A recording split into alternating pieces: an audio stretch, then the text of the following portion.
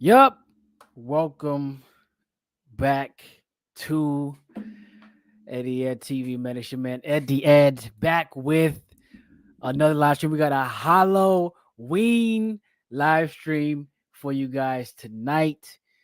I know. Wait, isn't today Halloween?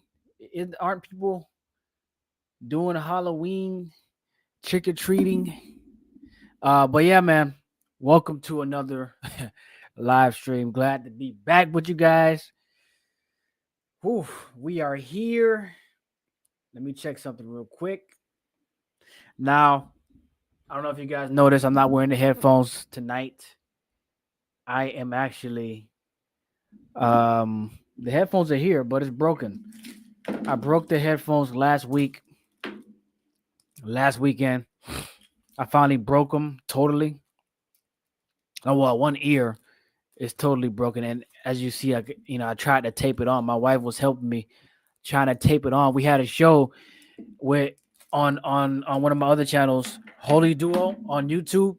But that's Holy Duo, and it broke like right before we started the show. So I'm like, dang man, I gotta find out how to make this work because my settings on my laptop was set up for the headphones, and I forgot how to set it to where I could switch it.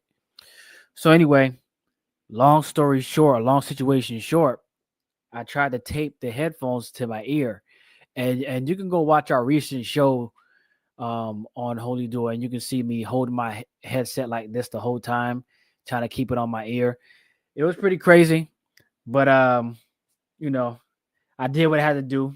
But now I got to get another headset to have for our show. I might get a new one tomorrow. By the way, if you want to see me tomorrow, wait, no, I think we're going live on Sunday. I believe Sunday. Yeah, Sunday. We're going live on Sunday. If you want to see more content from the Duke, head to the channel Holy Duo on YouTube, and you can see me and D as in dialogue. We do our show there.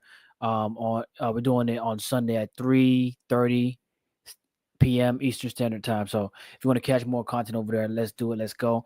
Hey, we got a stream today. We're gonna start off with some pranks, something light for people to come into, and after that, we're gonna get into some scary story times. Now, Halloween is candy, trick or treaters, costumes. Oh, by the way, if you didn't know, let me see what time it is. Oh, it's probably over by now. If I came on earlier, I would have shared this, and you probably would have had some time. But Chipotle, if you like Chipotle was doing a deal where they had double meat, free double meat. Pause. Free double meat if you wore a costume. So if you didn't wear a costume, you don't get the extra. But if you did wear a costume, congratulations. And so they'll give you that for free. But at this point, most Chipotle's close at 10 p.m. So it's no good now, unfortunately. But without further ado, uh, oh, we got Jamal in here. Oh yeah, once you guys come and say what's up, say what's up to do. If you're watching the playback, drop comments down below. Halloween is my time for movie. Hey, time for the movies, right? Now I'm not gonna lie. I'm not really on the scary movies anymore like I used to be, but I've seen some really, really nice scary movies.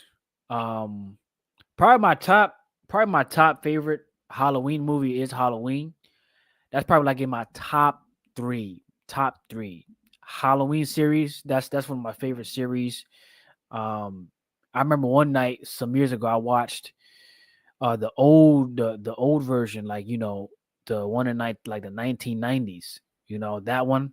I watched like movies 1 through 5 one night. I stayed up for like 5 hours and watched all the movies.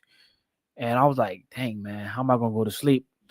But that was years ago. That was way back in the day. But anyway, let's get started with these pranks. Get a little laugh in, wait for people to come on in here, and then we will go ahead and get to the scary stuff. smash the like button so the algorithm could pick up, because I haven't been on for a little bit, so the algorithm is, it's a little bit slow to respond. So help your Duke out and smash the like button. Let me share my screen. Got the lights turned off in the room. All right.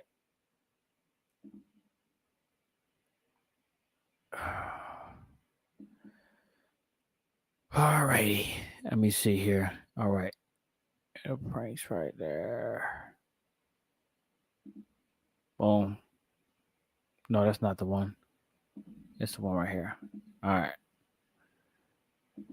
All right, we got it. Let me switch the view. Get me in here a little bit more. And then big screen that. And we in the game. All right. Let's get it. Appreciate the like, Jamal. Let's get it.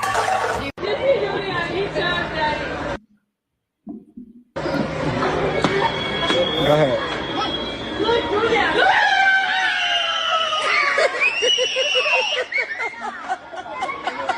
Over here, right? He's in the blue curly shirt.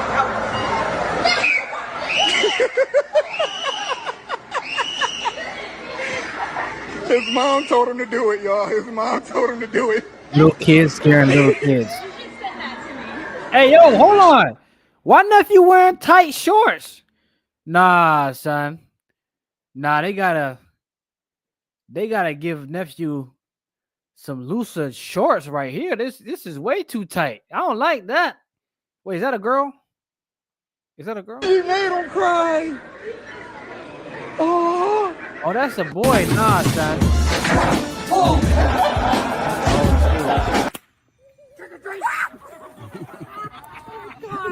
happy Halloween.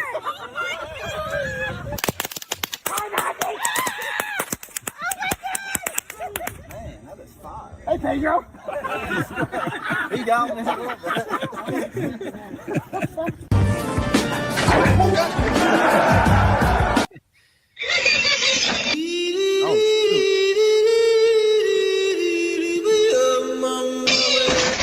Yeah, that raccoon.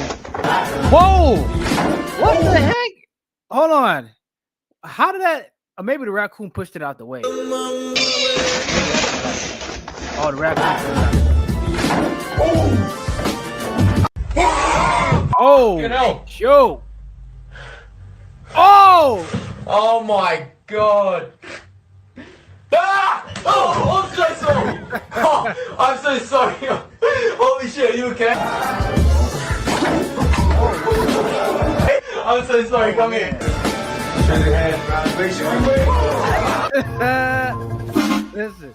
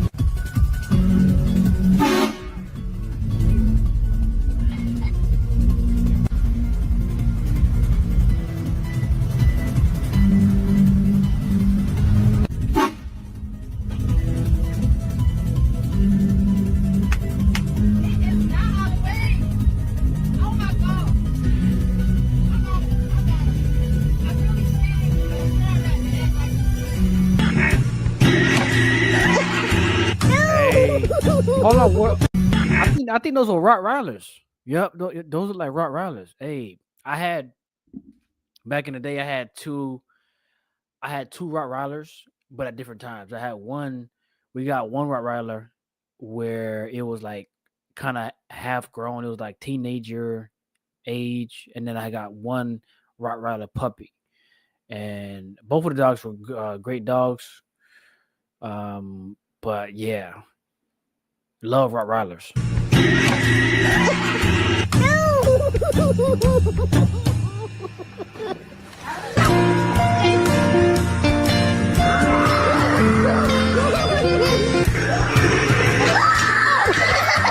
C'est funny though.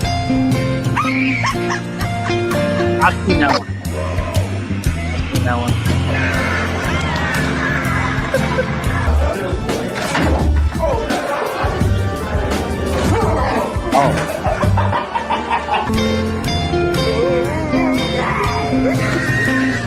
Oh snap! He's got the hand. Oh. Espérate, espérate, espérate, espérate.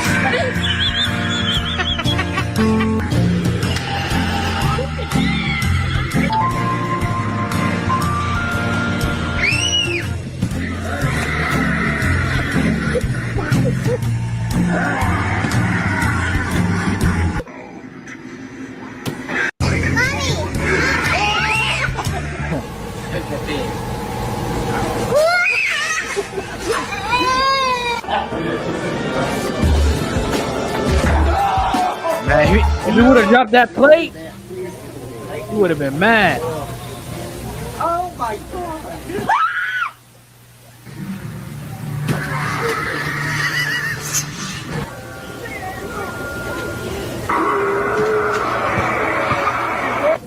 Oh yeah, that'll get me. Not gonna lie.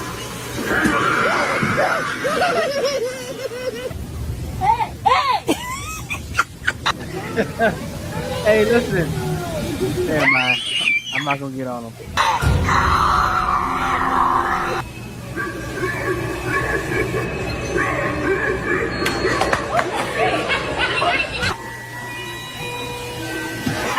Hey, we already seen that. Is this a replay?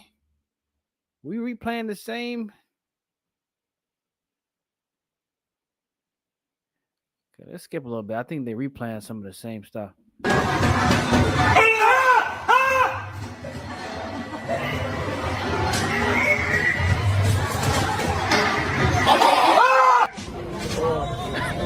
Oh my God.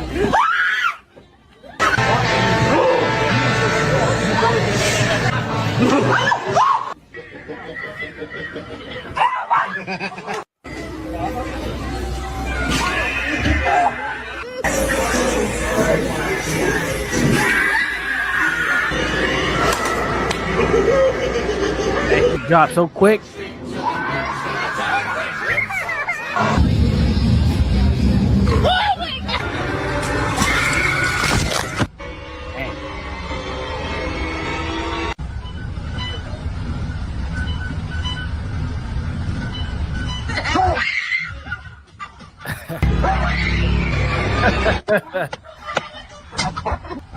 Hey.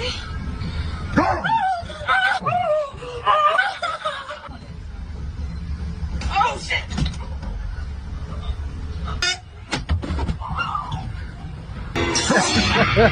Hey, I like how all of them ran.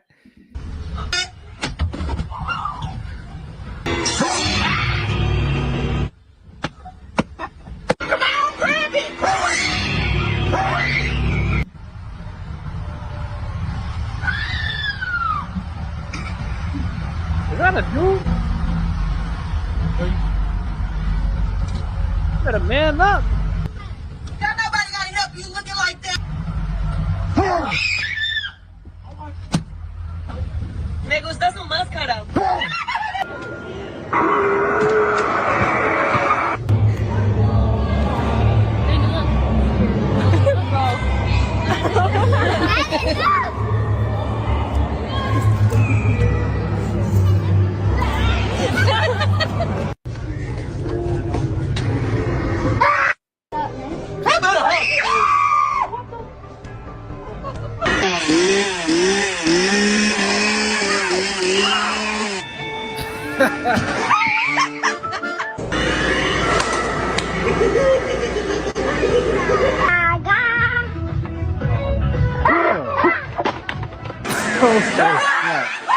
That was the ugly face, I'm not gonna lie.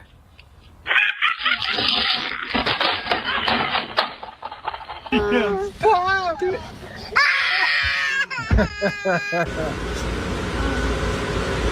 ready? Oh,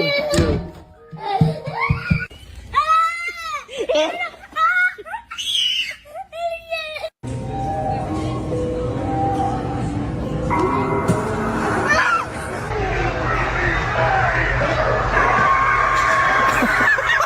Oh shit!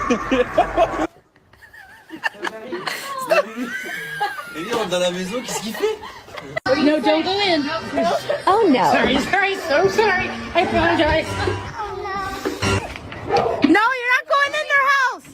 You're not going in there. All right. Okay. Shopify. Stop. Okay. All right, we're gonna move on. What's good, Benny? What's good, Benny? Gonna move on to the scary stuff. That was just a little warm up to hold on, why are there borders around my screen? What in the heck? Something's going on with it.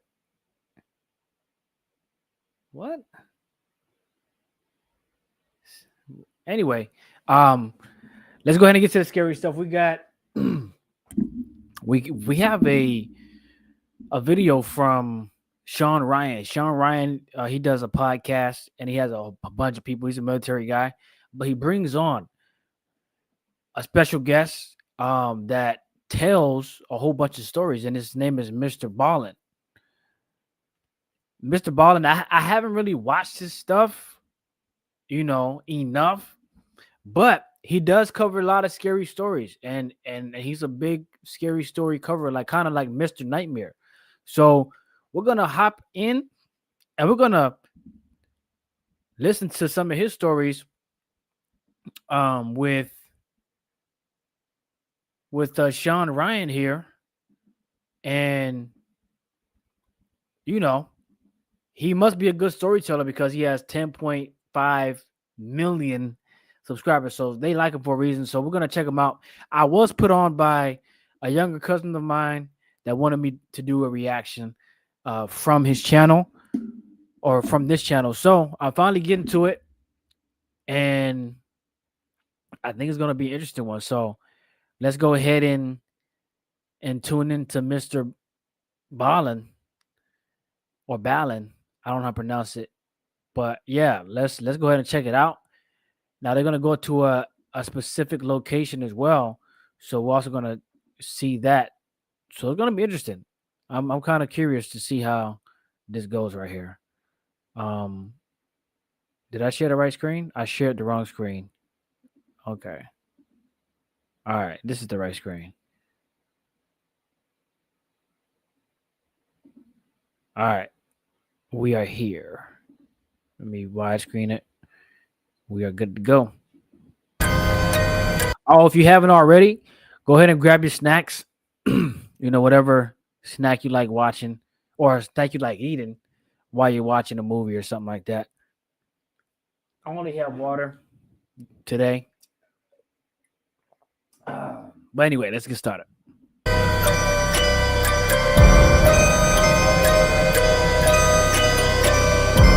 All right, Mr. Ballin. What's up, dude? It's Halloween. Yep. You are the storyteller of all storytellers. Give us some Halloween shit. Yeah. Actually, but first, you want to try these things? Yeah, actually, we have to try You got to these. try these. So these are the Vigilance Elite S'more Bites. Let me know what you think. Yeah, dude. I have not officially told a story in front of a campfire in any sort of content capacity, so this is cool. Are you serious? No, this is the first time, dude. I don't know why that's this. Everyone's like, yo, you're a campfire storyteller. Never once done this. That's hilarious. This is it. But I do have a good story. So these are really good. These rival the gummy bears. Yeah, thank you. There you go. All right, so we just released our second graphic novel, Where Nightmares Live, which is a collection of 9 true scary stories.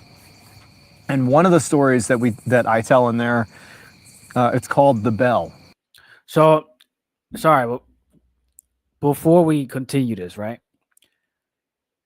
There is some more scary content that is actually scarier than this that I'm gonna get into after, but it's only on the membership side. So after this stream, I'm gonna end the stream and then go to the members only stream, and we're gonna get into some scarier stuff. Like this is like different level. I even have to get the video off of another website. That's how crazy it is. But anyway, just wanted to let you guys know that if you guys want to see that video, it's only for members only. But that's all I wanted to say on that. And so this story, the reason we chose it for the graphic novel is because it's sort of become one of our... I don't know about you, but I'm mad.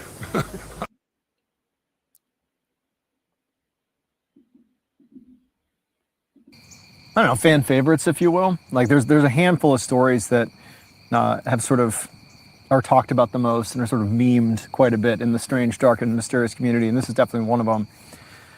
And I think that we do it justice in the book, but there's a caveat to it. So the way it's portrayed in the book, we had to actually set the story in, I think, Arizona, and it just had to do with a weird publishing issue. Like we had to make very small scenery changes, okay? But the original story is from this girl out in France. And so we reached out to her, this is years ago, and we got this story. And so this is the original story that has been adapted to the graphic novel, and it's quite good. I actually just told this at Comic-Con the other day. People loved it. Nice. All right, so in June of 2019... They're actually in the woods, man. They're actually... Now, see, a dude like Sean Ryan, he's always carrying. So they're doing it right. You know, you got to have something on you. You can't go outside naked, especially in the woods. So Sean Ryan, he know what he's doing. He's always carrying, can still carry, so he's good. There was this 18-year-old girl named Bella, and she had just wrapped up her first year in college, and she had returned back home to where she'd grown up, which is this little town in France. And her family still lived in the house she grew up in, and it was situated up in these mountains in this rural part of France. And growing up, Bella, you know, she had loved living in this town. It's a small town, and she spent a lot of time, you know, hiking in the woods. And, you know, this is the first time she's come back. Sorry, I got a question real quick from Benny. Benny, the membership is on this channel, but you have to, you can get to it if you click on the channel icon, you know, the circle, and then you can get to it from there, and you'll see like it says join, and that's where you can join. And anybody else that would like to join, you can do it that way as well. College, and you know, she's just so happy to be back. And one of the things she loved doing when she was growing up is there was this man-made lake that was like way out in this forest that was right sort of abutting against her property. And the man-made lake, the reason she liked it so much is no one really knew about it beyond the people who literally made it. It's man-made, but it's not like a tourist attraction. It wasn't something that was put there for tourists to go hike to or something. It's something that because she lived in town and sort of hiked all over the forest, she had found it. And whenever she would hike out there, which took about 2 hours to go from where she lived through the forest to this lake, she would never see anybody else. It was like pristine wilderness, just forested wilderness. And so she loved that. And so the only other people she would ever see out there would be like her dad, who would sometimes go with her. So anyway, she comes back from her first semester, or first year, I should say, in college. And she gets back home, and one of the first things she does is she's like, I'm going to go hike out to the man-made lake, you know, do the thing I love so much growing up. And so, like, on one of the first mornings that she's home, she packs up a day bag, and she hops in her car, and she drives over to it's the trailhead, but it's not really a marked trail.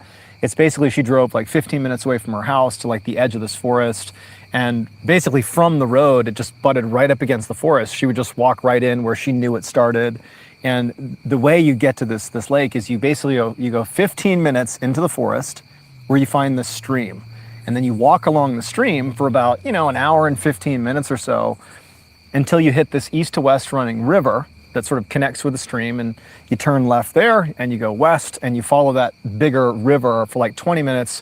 It feeds into the man-made lake. So it's basically this, hour and a half long straight shot, effectively along a stream. You turn left, you follow the river, you get to the lake. And so she parks, she gets out, she starts this hike, she goes through the woods, she reaches the stream, she's walking along, and everything's going great. Does she have a gun? 47 emails waiting, 3 of them. Is she strapped? That is the question to ask. Or does she have a weapon?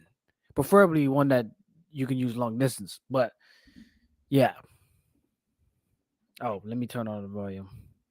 She's maybe, like 45 minutes or so, or an hour into the hike. She hasn't seen anybody. It's You see, that's the thing with hiking. Real quick, the hiking thing is cool, but you can't go hiking by yourself, man. These self-loner hikers, that's how you find shoes in random parts of the woods, bags, candy wraps, and like water bottles just out of nowhere.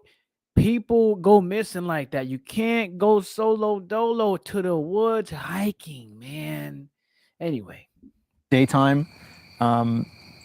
She starts to hear something. And at first she can't even tell what it is, but she's truly like in the middle of the forest and there's nobody around. But somewhere off in the distance, she couldn't really tell exactly where it was, but it seemed like it was sort of in the direction she was heading. She heard what sounded like a bell. But it wasn't very loud. I mean, it was loud enough that she could hear it clearly, but she couldn't tell if it was like a big like cowbell size bell, or if it's like a little bell, or if it's on a church steeple somewhere. But she's like, there aren't any churches anywhere near here. And so she stops and she's just standing next to the stream and she's just listening to this bell. And the bell sound, it was sort of sporadic. It wasn't like constant or anything. It was just kind of random. And, she didn't know what to make of it, but she's thinking, I've been out here my whole childhood, and the only other people I've ever seen out here are, her own family. And so she's sort of instantly ruling out other people. She's like, this can't be a person. Like, she actually thought it was 2 things. She thought, one, maybe it's a dog that has a bell around its neck and it's running around out here. But she's like, I don't know, the sound of the bell doesn't really add up. That doesn't seem like the type of bell that would be around a dog's neck. It just seems too heavy, too deep. And then the other thought she had was like, maybe there's like a bell that's in a box that's on the stream or on the river somewhere, and it's like gotten stuck against a rock, and the water's like rocking the box against the rock. It's like a really specific thought she has. But she would say, like, that's just what I thought it was. It's the bell in the box in the river or a dog. But she's like, I don't know. But as she's sitting there and she's listening to this bell, somewhere out there, it just stops. And so she had stopped there for at least a couple of minutes, and she heard it long enough that she experienced it, but then it just stopped. And so she's like, okay, well, whatever. Just gonna carry on, Who knows what the bell was? And so she keeps. Yeah, if I heard a bell in the woods where I know nobody was around and I was just by myself, yeah, I'm trying to get back out of there. I'm gonna try to find a way to get out of there. The hike is over.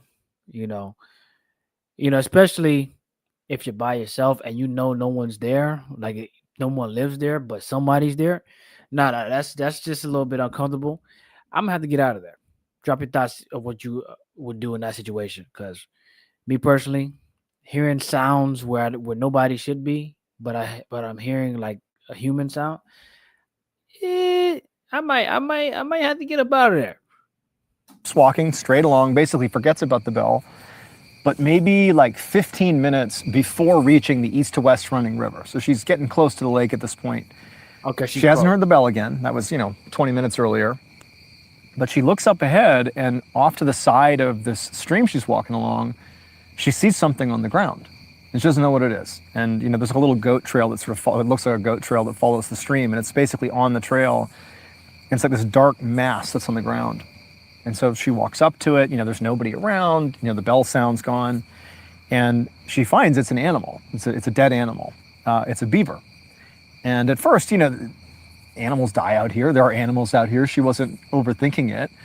But as she got close to it, she realized that its head was gone. Its head was missing, which again, in the wild, it happens, animal predation, it is what it is. But she quickly noticed that the beaver's head appeared to have been almost like surgically removed, that the cut across its neck looked so clean that like a butcher had made it with a knife. Like this was not, an animal shredding the beaver apart. This was a tool was used to cut the head off.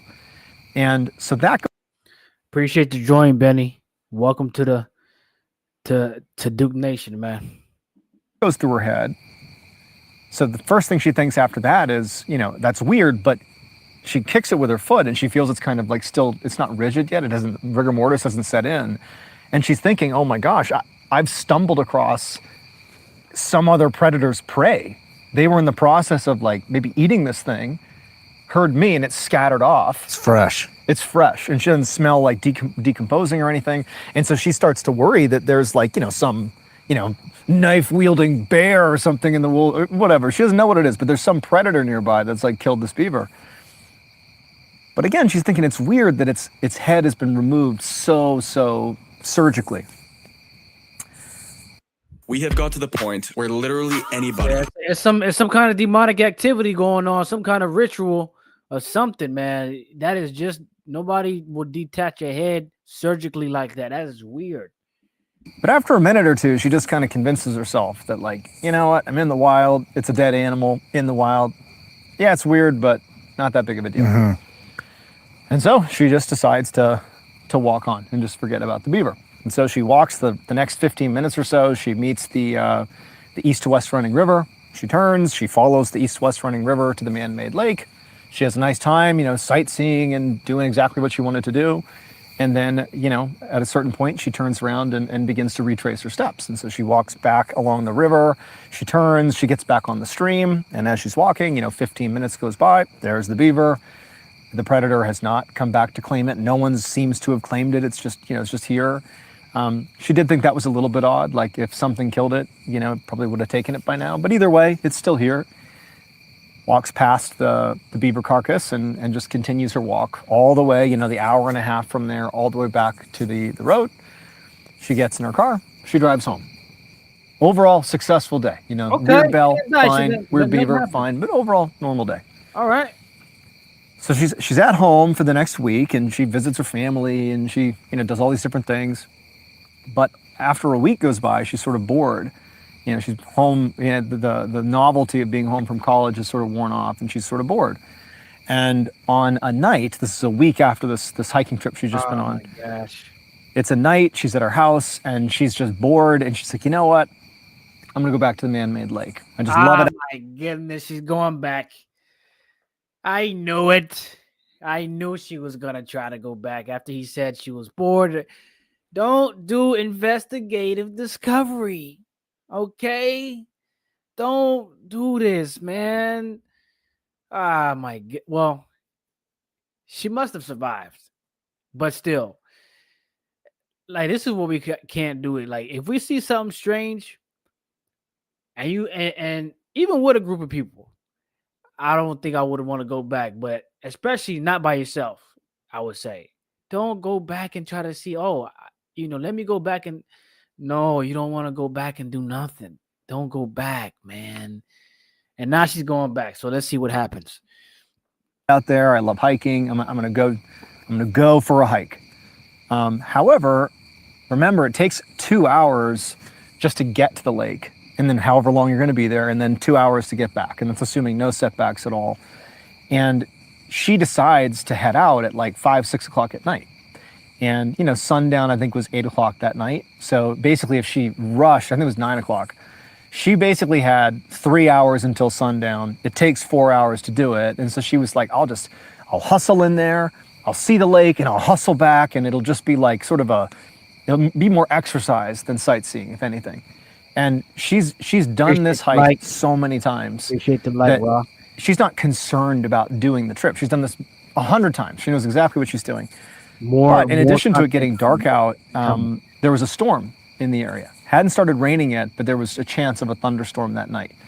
And so, I don't know if her parents or loved ones encouraged her not to go, but somehow or another, she did tell her parents that she was going to go out and do this hike. 6 o'clock at night here, and basically she said, "I'm going to be quick about it."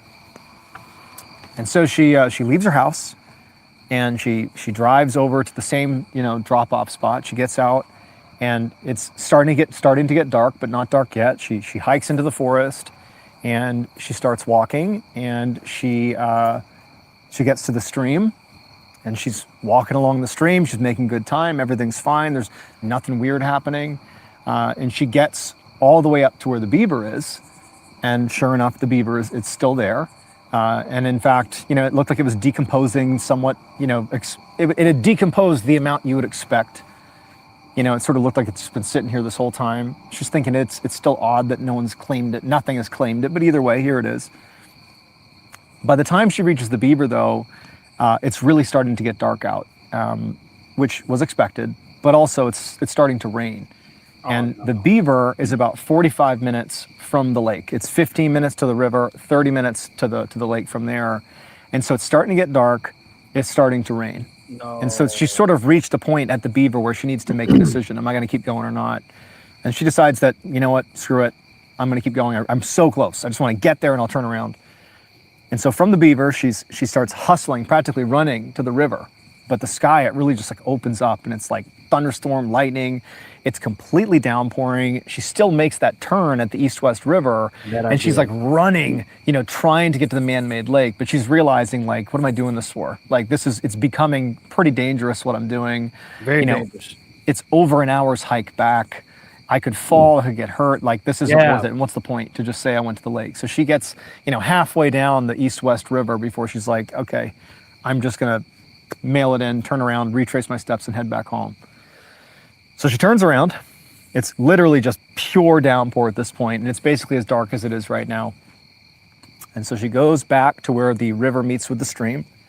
She turns, and as she's going along the stream now, the long straightaway that'll bring her, the hour and a half all the way back to her car, as she's on that path, when she turns onto it, it's raining so hard and it's so dark that she's basically looking straight down, because she doesn't want to trip. It's rocky. That's not really a real path. It's wet. And so she's hustling, and she's got her head down, and she's avoiding falling this whole time.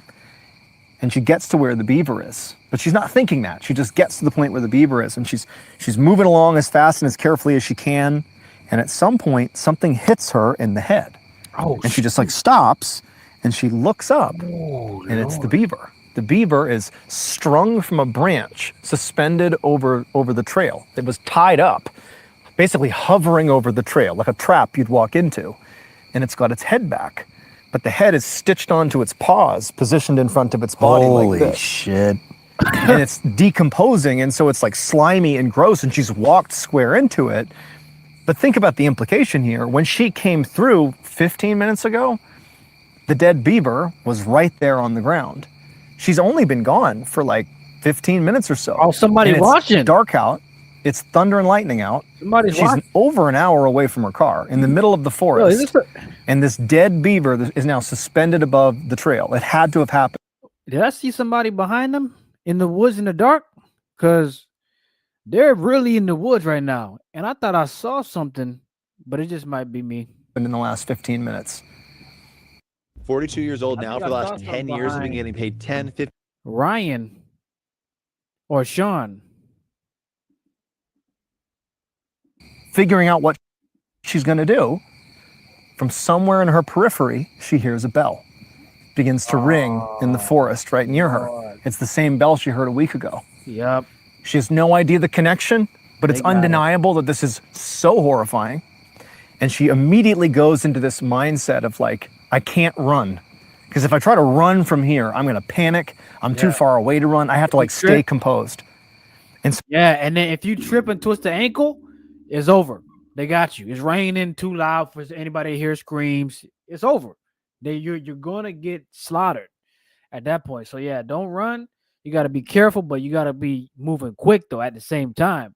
In this situation, you don't want to be lollygagging,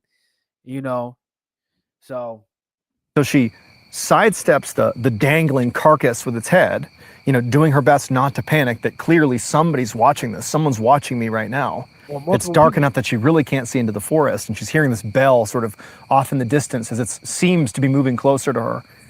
She walks past the carcass and she starts basically speed walking, but controlled, you know, back towards her car. And after maybe 10 or 15 steps, the bell sound starts getting louder and louder and louder. Something is sort of crashing through the woods behind her. But she's so scared, she doesn't want to turn around and look. And so she starts walking faster and faster along this trail. And with every step that she goes faster, this bell gets louder and louder. And it's like every step of whatever's behind her is getting louder and louder. Branches are falling. Something clearly is trailing her. And so eventually she just full-blown panics. And she just starts fucking hauling ass down this stream. She is just running as fast as she can, and the whole time there's this bell and crashing, it's raining, it's thundering and lightning. She has no idea what's going on. All she knows is there's something that is chasing her through the forest at this point, and it is like adrenaline mode, running as fast as she can. And as she's running, she pulls out her phone and she calls her dad, but he doesn't pick up. She puts her phone back, she's still running, and eventually she just trips after like running as fast as she can. She trips and face plants on the trail, hits her head pretty good, and as soon as she falls, you know, she can hear the rain and thunder and lightning, but whatever was behind her stopped. The bell stopped, everything stopped. And she's just laying there, she's totally out of breath, but she kind of gets herself up. She hasn't turned around yet. She's still just like on the ground looking this way. And she knows that she's so far from her car at this point, like she has to just turn around and see what's behind her. She has to look, like she's too far, she's not gonna make it. Whatever it is, it's right behind her. Yeah. And so she kind of composes herself a little bit. She's totally out of breath. And she turns around. And behind her, it's like, you know, there's not much of a trail, but there's the trail she'd been running on next to the stream, and there's a little bit of a clearing where she's looking. And there's a little bit of moonlight coming through, and she's looking back basically out towards just a bunch of trees and a little bit of a clearing, and there's nothing there. There's nothing in the clearing. And for a second, she's thinking it's all in my head. Like, and then she's thinking, did I have a bell on me that's the sound it's been making? Have I been making this up in my head? Hey, But then somewhere off in the woods, she hears the bell ring. Exactly. And this tall, dark figure walks out from behind a tree and stands in the middle of the trail and looks at her. And she sees there's this bell that's attached to its hip. And so every step it's taking, that's the sound of the bell, is this enormous creature that's, you know, charging through the woods.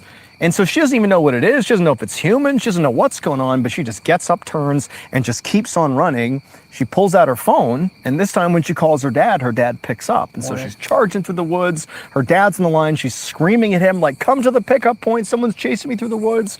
And she's running along, and the dad, like, instinctively knows, like, clearly there's something going on. He and his wife hop in the car. They speed out to that where her car was, where their daughter's car was. And the whole time, you know, Bella's charging through the woods. This thing's chasing her with the bell. And when the parents actually got to the pickup point, they've been on the phone with Bella the whole time. She's been screaming and crying into the phone. And she would keep saying to them on the phone, Bella, that it has a bell. Can you hear the bell? Like almost to prove that it was actually real. This thing was really happening. And the parents would later say they could actually hear in the woods this bell just like chiming through the woods. Their daughter's being chased by whatever this thing is. And so the dad, he's like, where are you? And she's just running through the woods. He eventually just runs in after her, and he practically collides with her. She's like 15 minutes away. He runs into her. He grabs her. He turns around without even looking and basically runs her out of the woods. They practically jump into the car, and they drive off. And there's, you know, nothing there as they're peeling away. Whatever it was, they couldn't even see it. And so the Bella and her family, they're like, she's so upset. Like, they don't even know what to ask her. Like, what the hell happened? They go straight to the police station because they don't know what else to do. Like, they don't know what to make of this. They don't know how real this really was. They go to the police station. In the next 60 seconds, I'm going to show you how to build a profitable t-shirt business with all these doggone ads, man. And the police are like, all right, we'll take a look. Like, we don't know what to make of this either. And so the following day, when it was bright out, the police went out there to go search the woods, which, you know, there really shouldn't be anybody out there. And they couldn't find anything, except they found one of Bella's shirts that she hadn't brought out there. That was folded up and left under a rock. That she had not brought out there. That was just out in the middle of the woods. And so she is. Hey, man. See, I'll tell you one thing, man. That was an unseen creature that people don't know about. But Bella saw it that night. That's what I'm saying. I believe that there are creatures that we don't know about that are in the woods.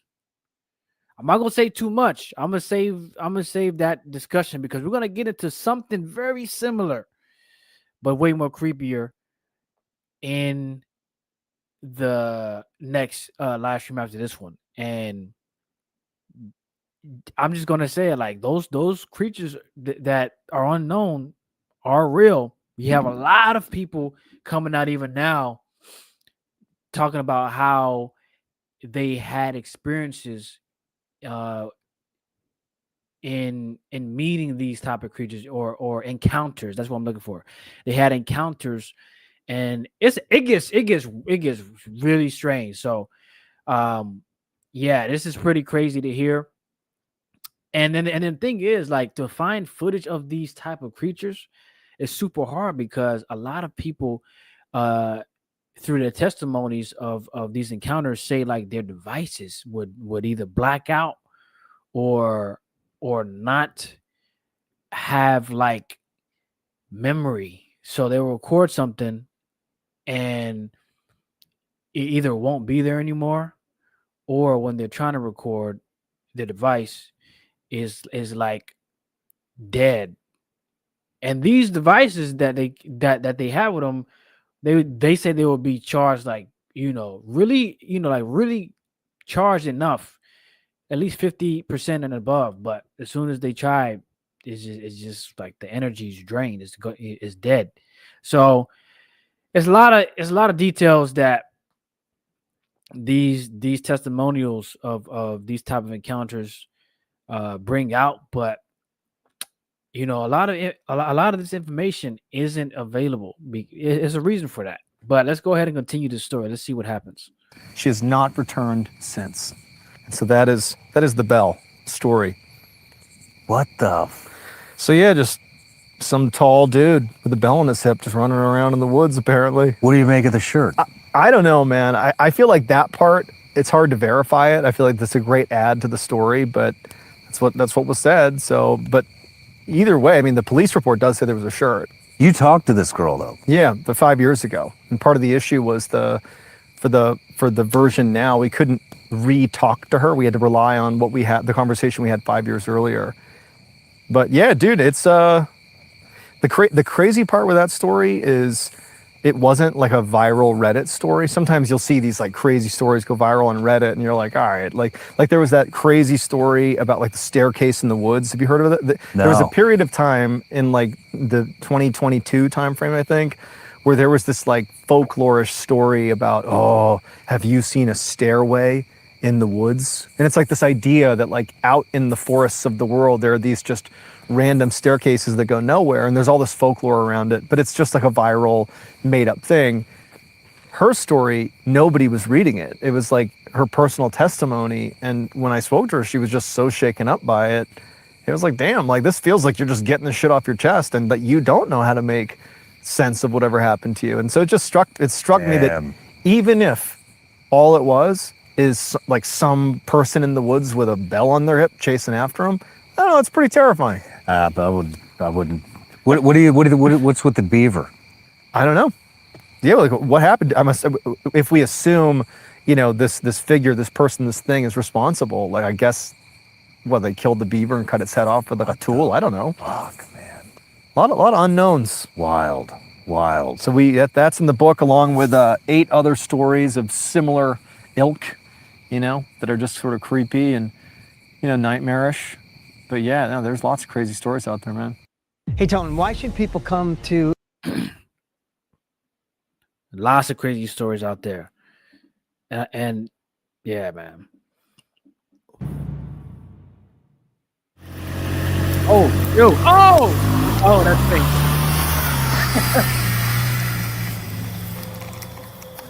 Oh, goodness. I don't know. Actually, I don't know much. We wanted. I literally authored this book. Oh man. No, we wanted the graphic novels to sort of mirror what we do on YouTube, meaning if we're going to use the graphic novel medium, it's pictures, let's like kind of make it feel like the thing that people really enjoy, which is like the video stories that we do on YouTube. And so we sort of pick stories that were sort of best to showcase the visual aspect of the story. And so lots of, you know, spooky stories with great visual elements to it. So, but yeah, it's a great story. There's a few others. How many of these stories do you reach out and talk to somebody who is involved? Depends. If it's like a public source story, like if it's just widely reported on, we could if it strengthens the story. But if we have the information, we can just take it and run with it. Anytime you're doing, actually, can I tell another one? Yeah. Yeah. All right. I haven't prepared this one, but it's a great story, and it was actually in the earlier graphic novel. You'll have to, for the people that are watching this, you have to forgive some inaccuracies, but it's a great story. If it's a like a first-person account, you know, the only way to verify it is to speak to them. But even then, you're not really verifying it; you're just hearing it for yourself and trying to gauge it. And then what we do is we say, look, like this is their account. It doesn't mean it's true. It means I've spoken to them. It's their account. And we had this one, and actually it's funny, her name is Bella as well. The protagonist of the story is also named Bella. But I spoke to her, and dude, this story, it's great. It's got a great plot twist. Right on. Let's hear it.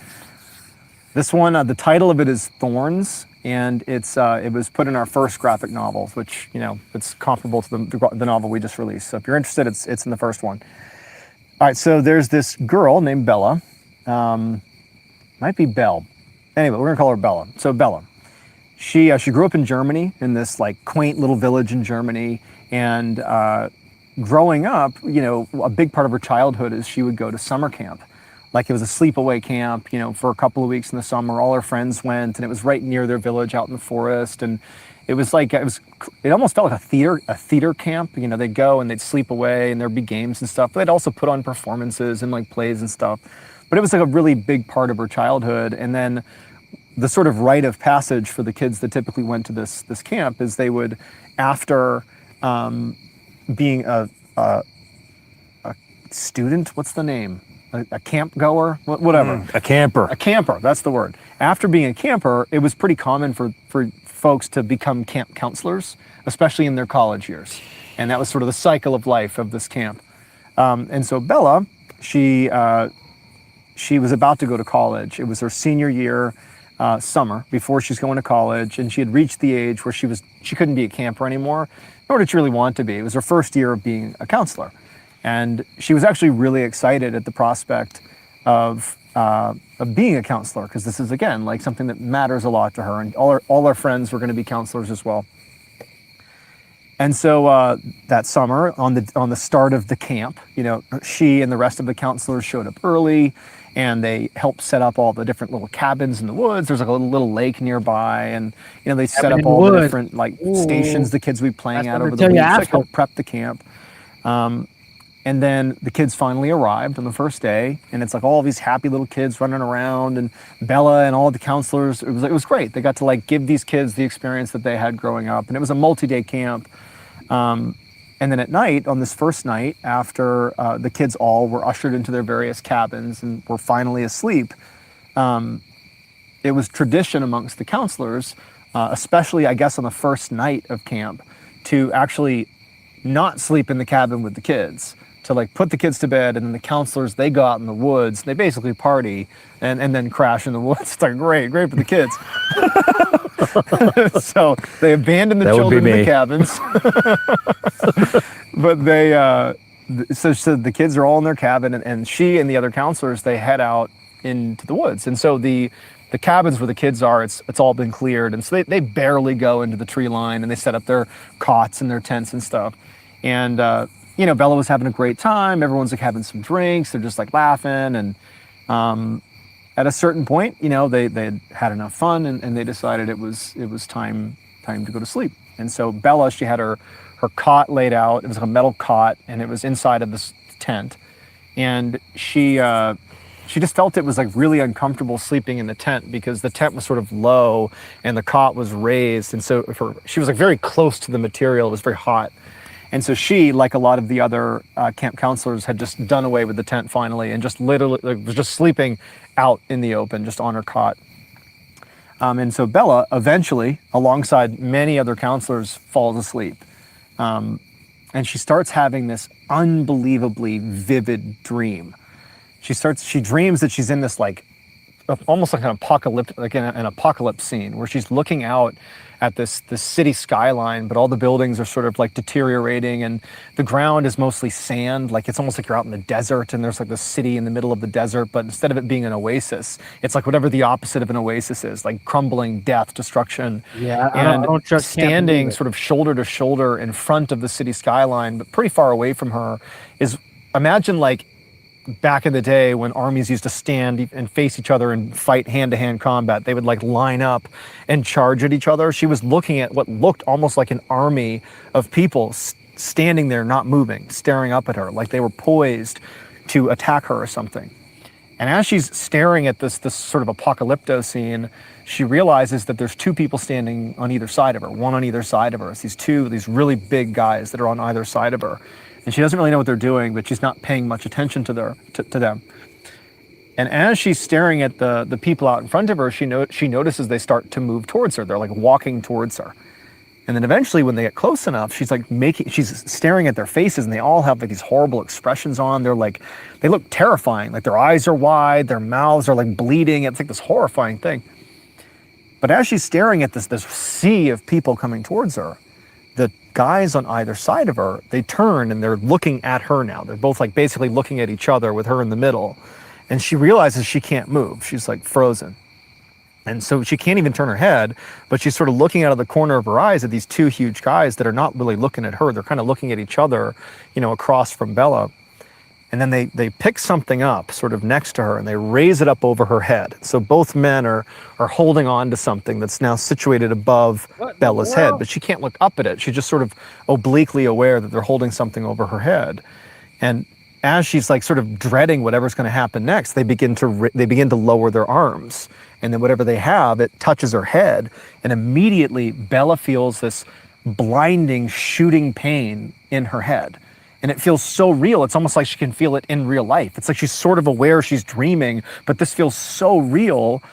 And it dawns on her finally that she kind of looks up and she sees blood is sort of trickling down her face, that they have this crown of thorns that they're digging into her scalp and they're pulling it as tight as they can into her scalp. And it's like excruciating for her.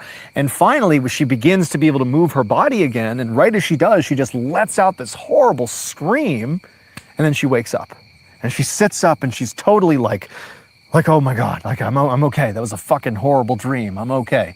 And she's just sitting there. And because when she sat up, she'd made some noise, one of the people next to her, one of the counselors who was asleep, they woke up too. And they're like, Bella, are you okay? Are you okay? It's dark. They can't see anything. She can hear Bella breathing heavily. And she's like, oh, I had a horrible dream. I don't know. And so the girl next to her, the other counselor, she turns on a light and she shines it at Bella. And when she does, she's like, oh my God, Bella, we have to get you to the hospital. And Bella's like, what's going on? And she reaches up and she realizes her head is bleeding profusely. And she's like, what is going on here? And so like immediately everybody wakes up, like, let's go. And they grab Bella, they throw her in a car and they rush her to a hospital. Bella has no idea what's going on. And when they get there, like she had to get all these stitches to her head and they're like, what happened to you? Like nobody knew what happened to her. She's like, I was having this dream and it's like weirdly connected to this. It wasn't a dream. Well, it would turn out what really happened to her, that they would later discover after people came forward with what they saw that night, other counselors, when she fell asleep, a fox with rabies walked into the camp and was eating her scalp. And Get the fuck out of here. Are you serious? With her dream.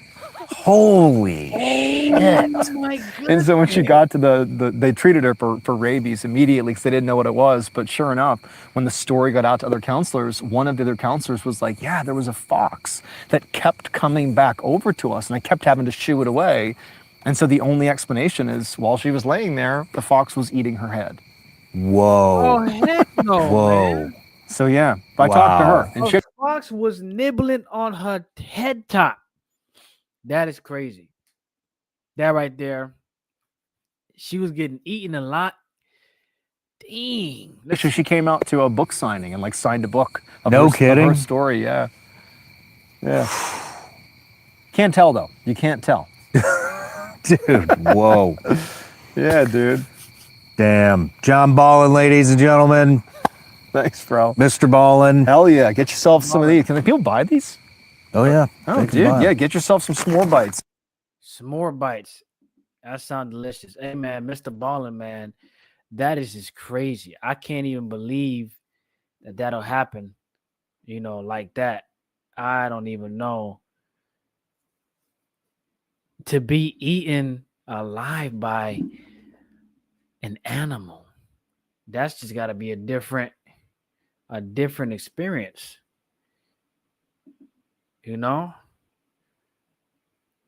That is something else.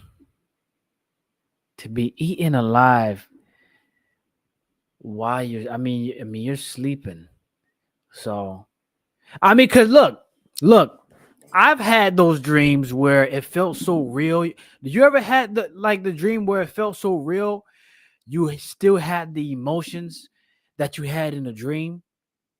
Like, for example, you were sad in a dream and you woke up sad. You like, because it really felt like that was the reality until you woke up and then you realize, hold on, that was a dream. And then you start like to get out of the mindset that you were in.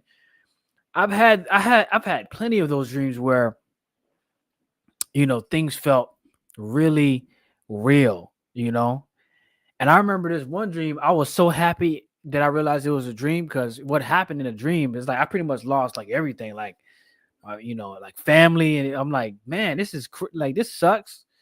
I woke up mad sad, and I was like, oh, that was a dream. So I was super happy. So whenever you have those ones where there are situations where you don't want to be in, it's always nice to wake up out of it. But when you have those dreams,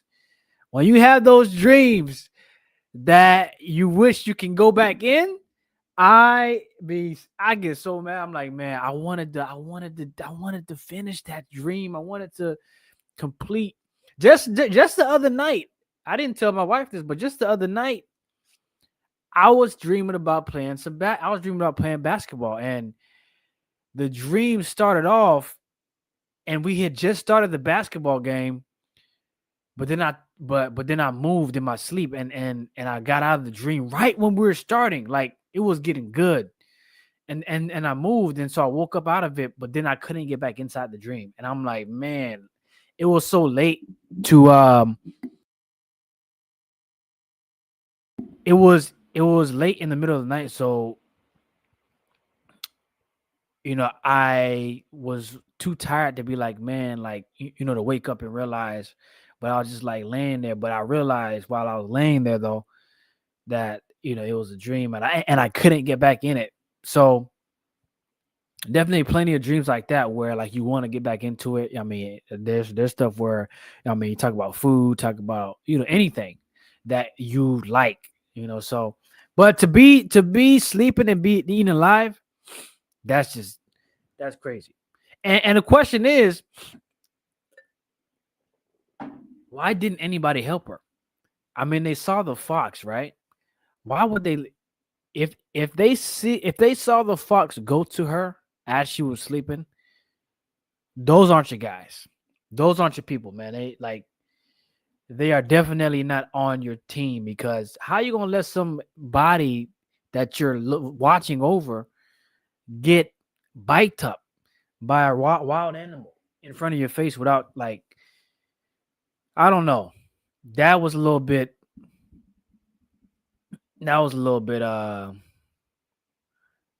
crazy. But shout to Benny, for joining. Shouts out to Benny for joining. Welcome. Appreciate having you. And we got another live stream after this one. This one is going to be much more. This one's going to have video. We're going to get into a story on this next live that shows video, and the people that are in this video are actually going to share their experience in live action while they're there, capturing those particular experiences and creatures. So it's about to get wild. I haven't watched it yet. but I know this guy. I know this guy. I've been watching this guy for a while. He has a channel. I'm not gonna expose his channel here. You gotta watch that on the members only stream. But lots of great content from that guy. So I've been waiting for this film that he uh produced for some time. And so I said, hey, what better way than to, bring it to the Dukes and Dukettes. So for those who are a part of Duke Nation now, the membership, they're going to be able to experience that. But the thing I wanted to say before we ended the stream, that I myself, I'm going to be going to the mountains. Okay. But hold on, because you know me, there are certain rules that I gotta abide by. I can't be, clowning other Dukes and Dukettes that go to the mountains naked and follow suit. No, we're going to the mountains, but I'm bringing weapons. And just to make it clear, we're going to in a house that's around the mountains, right? So it's not literally in the mountains, but it's around mountains. But it's gonna be an actual house, and it's gonna be multiple people there. So the first rule is don't the first rule is don't go to a place like that or environment like that by yourself. So this is gonna be like 12 people, right? So we're gonna be stacked, all right. And I'm bringing my personal weapons, like guns. You know what I mean? So I'm not gonna be out there naked. We're gonna be with multiple people, and we're gonna be close to civilization. So it's not like we're gonna be deep in some kind of like, the Grand Canyon isolation type. It's gonna be close to society, right? But it's still gonna be around the mountains. But yeah, I myself, I'm gonna be somewhere a little bit remote. Now I am gonna be recording when we get there. So for the Dukes and the Dukettes that are a part of the membership, they'll get to experience that part.